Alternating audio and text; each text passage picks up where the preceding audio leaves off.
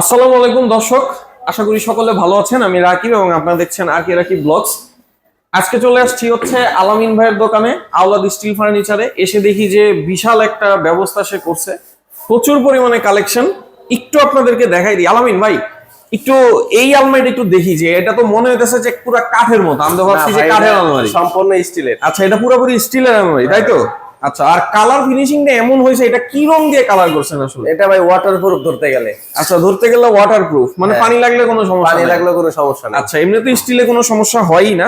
এটা নিলে আসলে কয় বছর ব্যবহার করতে পারবেন? এটা ভাই 300 কেজি মাল, 300 কেজি ওজন? 300 কেজি মাল এটা। 300 কেজি মানে এটা ওজন? সম্পূর্ণ শীতের জগতে যত মোটা আছে সব মোটা শীত দিয়ে আমার তো মনে হয় তাহলে সে এটা আজীবন ব্যবহার করতে পারবে। আজীবন, মানে আর যুগের উপরে যুগ চলে যাবে।